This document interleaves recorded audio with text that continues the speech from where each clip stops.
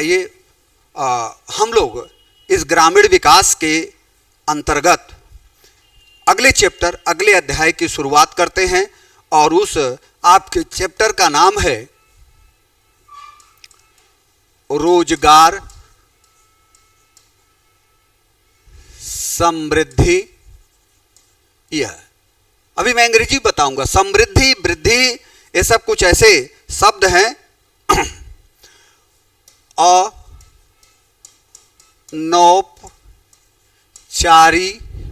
अनौपचारीकरण, यह रोजगार समृद्धि, अनौपचारीकरण एवं अन्य मुद्दे,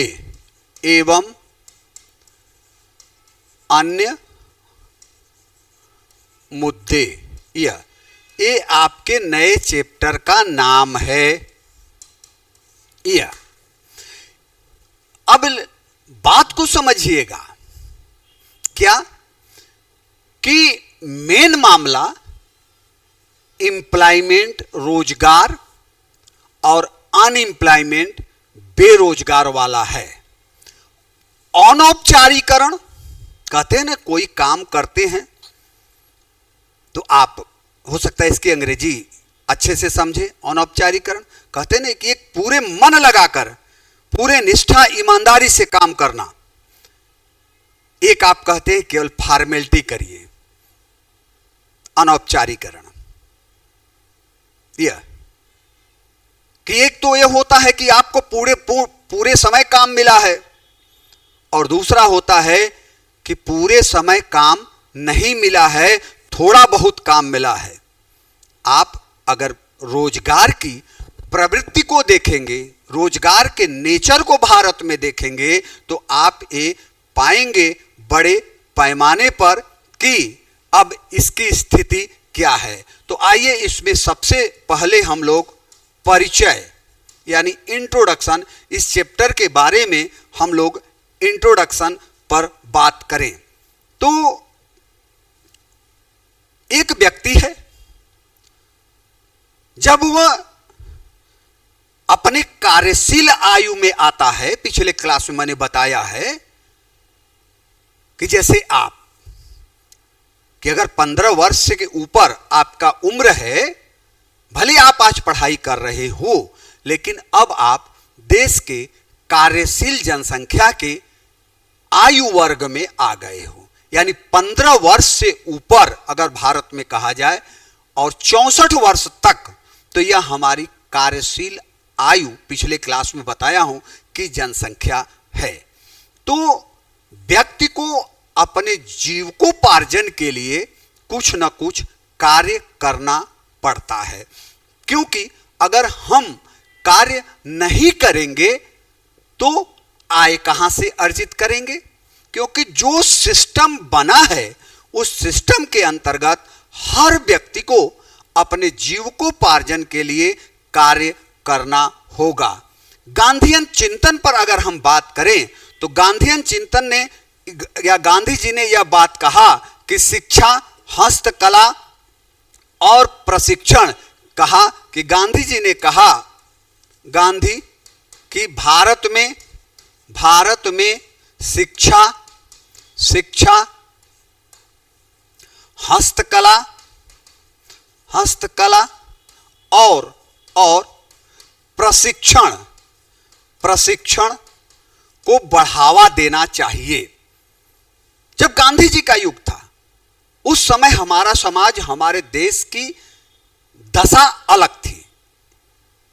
अब उस दशा में भारत के ग्रामीण विकास और भारत के सर्वांगीण विकास, दोनों हम बात कर रहे हैं, को बढ़ावा देने के लिए गांधी जी ने यह कहा कि भारत अपने विकास के लिए शिक्षा, हस्तकला, क्योंकि भारत का औद्योगिकरण बहुत ज्यादा गांधी युग में नहीं हुआ था, हस्तकला, हस्तशिल्प लोगों के कार्य का, कारोबार का एक बड़ा भाग था।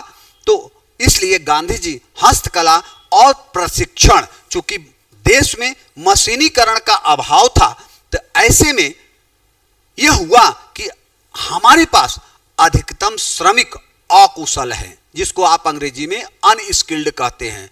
तो भारत में अकुशल श्रमिकों का जखेड़ा है। तो अगर हम अपने श्रमिक को जिस कार्य में वो लगा है उस कार्य का एक बेहतर प्रशिक्षण नहीं दे पाएंगे तो वह अपने काम को बेहतर तरीके से नहीं कर पाएगा। यही कारण है कि गांधीयन चिंतन जो है हमारे श्रमिकों के प्रशिक्षण पर बहुत ज्यादा बल देता है। फिर उसके बाद हम बात करते हैं मानव संसाधन का। संसाधन तो देखिए ह्यूमन रिसोर्स यानी मानव संसाधन में जो देश की जनसंख्या है, तो देश की जनसंख्या है। तो अब इस जनसंख्या को हम देखते हैं या पाते हैं तो आज के दौर में जब 2006 का आंकड़ा आया तो जनसंख्या में भारत के लिए एक शब्द आया जनांकिकी लाभांश का। यह और भारत के लिए यह कहा गया कि भारत को अपने इस जनांकिकी लाभांश का लाभ लेना चाहिए। लाभांश में क्या था या क्या है कि आज भारत दुनिया का एक ऐसा देश है जहां सर्वाधिक युवा आबादी रहता है।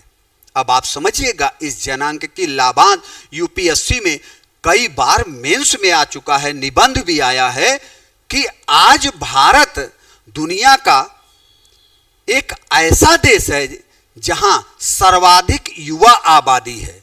तो अब भारत के लिए जरूरी है कि अपने इस युवा आबादी का सही तरीके से इस्तेमाल करे, सही तरीके से प्रयोग करे, तभी भारत का तीव्र विकास होगा और आने वाले समय में भारत दुनिया का एक विकसित देश बन सकता है।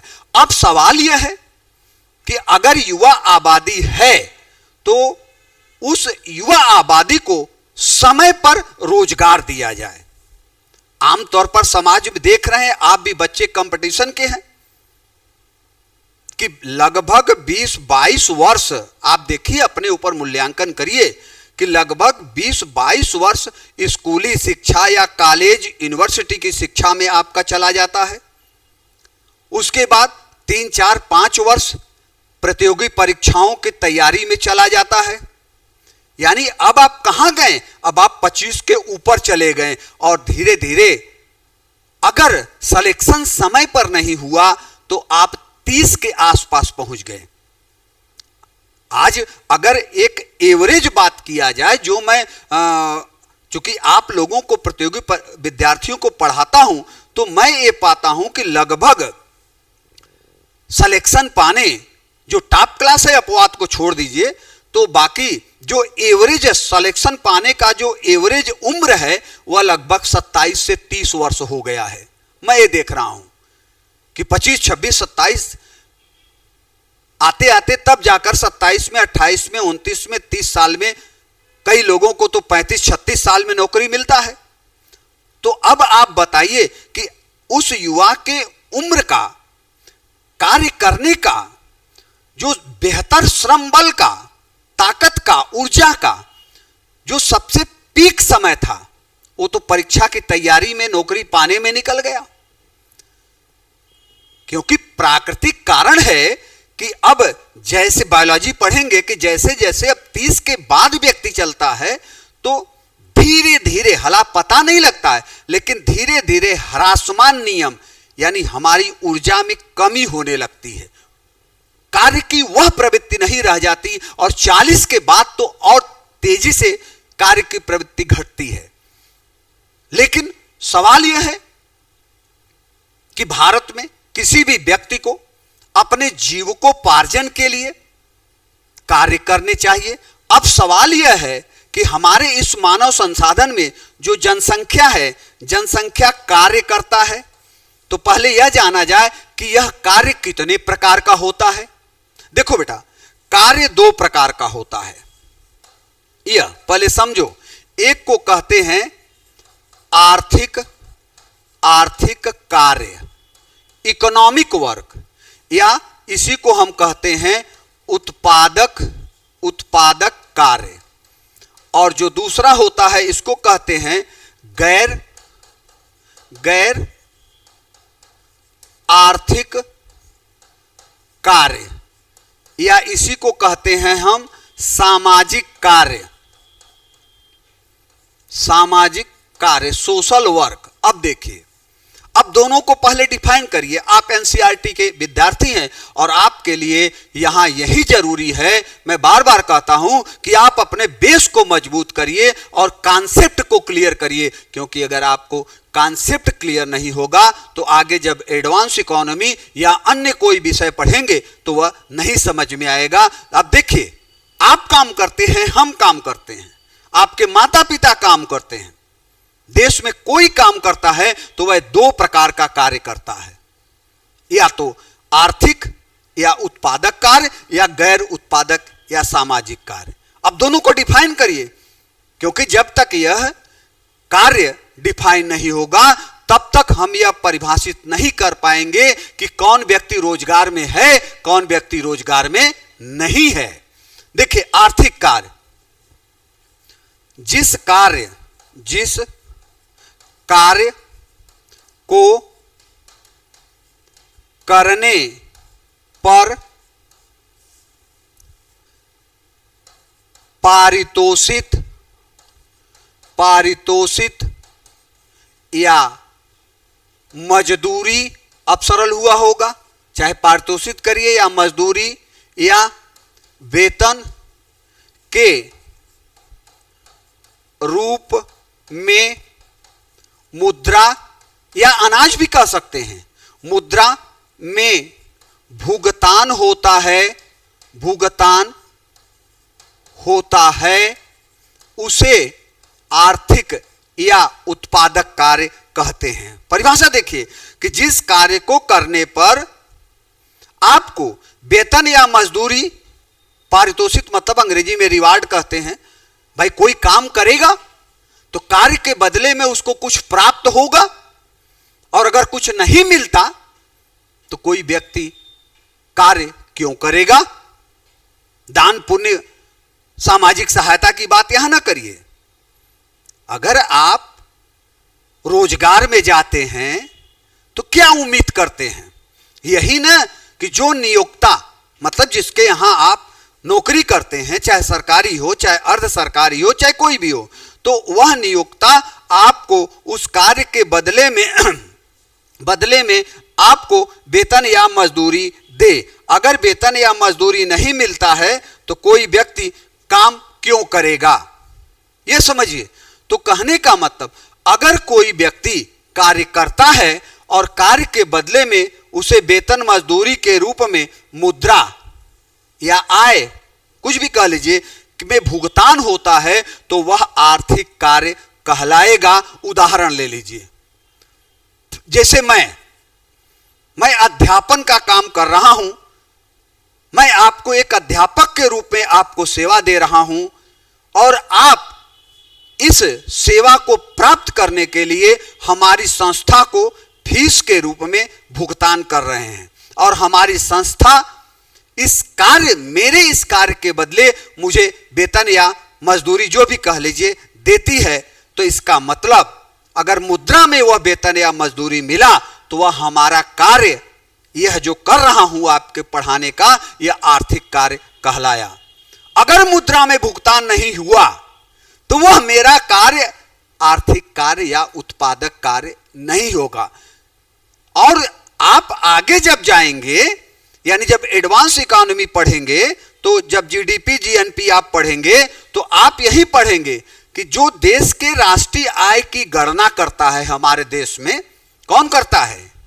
हमारे देश में राष्ट्रीय आय की गणना, प्रति व्यक्ति आय की गणना केंद्रीय सांख्यिकी कार्यालय, सीएसओ जिसको कहते हैं, जो भारतीय सांख्यिकी कार्यालय के अंतर्गत काम करता है, एनएसओ के अंतर्गत काम करता है, नेशनल स्टैटिस्टिक्स ऑफिस, वही भारत में राष्ट्रीय आय, GDP, GNP, per capita income की गणना करता है। तो जब वह राष्ट्रीय आय की गणना करता है, प्रति व्यक्ति आय की गणना करता है, तो केवल आर्थिक कार्यों को ही राष्ट्रीय आय की गणना में शामिल किया जाता, गैर आर्थिक कार्य को राष्ट्रीय आय की गणना में शामिल नहीं करते। तो बच्चों, आपको यह याद रखना है कि किसी व्यक्ति द्वारा, आपके पिता के द्वारा, आपके द्वारा किया गया ऐसा कार्य जिसके बदले में मुद्रा में भुगतान होता है या अनाज में भुगतान होता है, उस कार्य को आर्थिक कार्य कहते हैं। दूसरा, इसका उल्टा कर दो, गैर आर्थिक कार्य या सामाजिक कार्य। यानी आपने काम किया, वर्क किया, लेकिन आपको उस कार्य के बदले में मुद्रा में भुगतान नहीं हुआ, उसी को सामाजिक कार्य कहते हैं। जैसे हमने कहा, आपके घर में आपकी माता है, बहन है, गृहिणी है, कोई भी महिला, तो एक महिला जो अपने घर में गृहिणी के रूप में काम करती है। अब देखिएगा, आप कहेंगे कि खाना बनाना, कपड़ा धोना, घर की साफ सफाई करना, यह भी आर्थिक कार्य है, यह भी उत्पादक कार्य है। नहीं, आर्थिक कार्य नहीं है। क्यों नहीं है? यह बड़ा विवाद का विषय है, क्योंकि हमारे राष्ट्रीय आय की गणना करने वाली संस्था सीएसओ का यह कहना है कि उस कार्य के बदले उस माता को, उस गृहिणी को मुद्रा में भुगतान नहीं होता, इसलिए हम उसको आर्थिक कार्य में शामिल नहीं करेंगे, वह हमारा गैर आर्थिक कार्य कहलाया। जैसे मैं आपको पढ़ा रहा हूं, अपना ही उदाहरण दिया कि आपने फीस दिया हुआ और संस्था ने मुझे इस क्लास का, लेक्चर का पेमेंट किया, वह आर्थिक कार्य हुआ। लेकिन यही चैप्टर, यही काम मैं अपने बेटा बेटी को पढ़ाऊं, अपने किसी नाते रिश्तेदार सगे संबंधी को पढ़ाऊं, काम यही है। देखो, नेचर ऑफ जॉब यही है, लेकिन उस कार्य के बदले में मैंने उनसे कोई वेतन नहीं लिया, कोई मजदूरी नहीं लिया। तो वहां यानी एक अध्यापक द्वारा अपने बेटे को पढ़ाने की जो क्रिया है या जो सेवा है, वह गैर आर्थिक कार्य में आएगा, क्योंकि वहां वह उससे कोई वेतन या मजदूरी नहीं लेता है। लेकिन वही अध्यापक किसी संस्था में पढ़ाता है, वही काम करता है, लेकिन अगर मुद्रा में भुगतान होता है तो वह उसका आर्थिक कार्य कहलाता है। यह आप जानते रहिए। एक आध बार या कई बार यूपीएससी में प्रीलिम्स के एग्जाम में इस तरह का एग्जाम्पल देके सवाल आया है। जैसे एक उदाहरण और बता दूं, गृहिणी की सेवा, माता की सेवा। हमने कहा गृहिणी की सेवा गैर आर्थिक है, क्योंकि माता को घर के उस कार्य के बदले कोई वेतन नहीं दिया जाता। डॉक्टर द्वारा अपने बेटा या बेटी या किसी संबंधी का इलाज करना गैर आर्थिक है, क्योंकि जब अपने बेटा बेटी या संबंधी को निदान करता है तो वहां उससे फीस नहीं लेता। तो अगर सीधा सा मेरे बच्चों याद करने का यही तरीका है कि अगर मुद्रा में पेमेंट नहीं हुआ, अगर आप कोई काम करते हैं और अगर मुद्रा में भुगतान नहीं हुआ तो वह हमारा गैर आर्थिक कार्य कहलाया, और अगर मुद्रा में भुगतान हुआ तो वही हमारा आर्थिक कार्य कहलाएगा। और यही मामला राष्ट्रीय आय की गणना में, या अभी मैं आपको जीडीपी भी बता दूंगा। तो जब देश की जीडीपी निकाली जाती है, सकल घरेलू उत्पाद, जब देश का एनएनपी गणना होता है, देश के राष्ट्रीय आय की गणना होती है, तो राष्ट्रीय आय की गणना में केवल आर्थिक या उत्पादक कार्यों को ही शामिल किया जाता है। गैर उत्पादक कार्य या गैर आर्थिक कार्य को राष्ट्रीय आय की गणना में शामिल नहीं किया जाता। यह बहुत ध्यान रखने की बात है।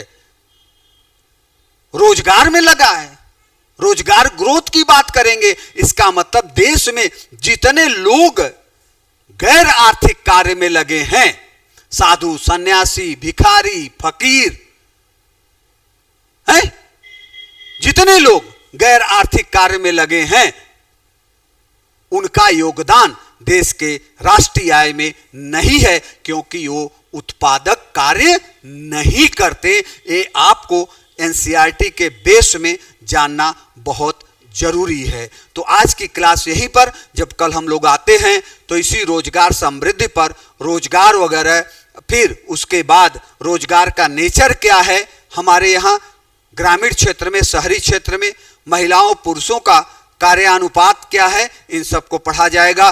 थोड़ी सी बात बेरोजगारी पर भी यहाँ की जाएगी कि बेरोजगारी क्या है, बेरोजगारी का नेचर क्या है। तो आज का क्लास यहीं पर। Okay, thank you.